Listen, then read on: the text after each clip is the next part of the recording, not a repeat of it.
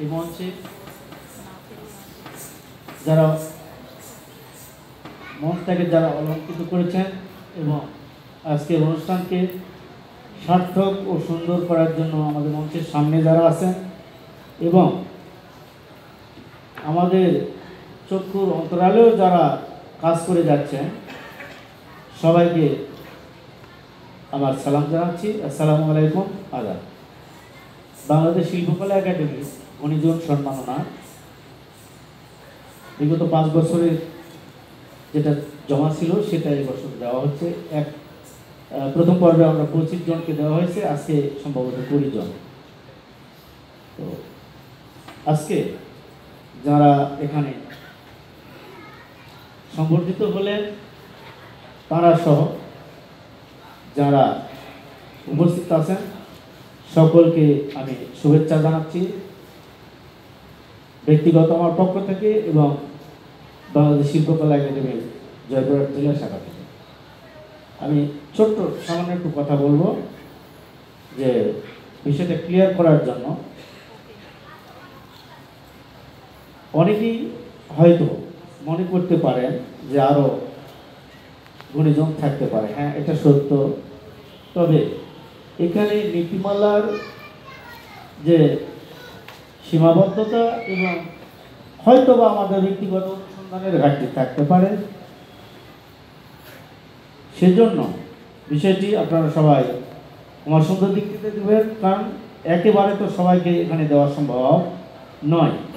তবে এটুকু বলতে চাই, আমি গত 35 বছর যাবৎ জয়পুরহাটের পথে প্রান্তরে ঘুরেছি। সেই হিসাবে এই 2 দিনে যতগুলো দেওয়া হয়েছে এছাড়া আরও গুণীজন থাকতে পারে।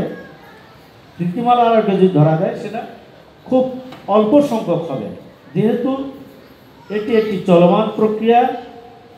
সুতরাং ভবিষ্যতে যিনারা আছেন তারাও ইনশাল্লাহ একদিন পাবেন।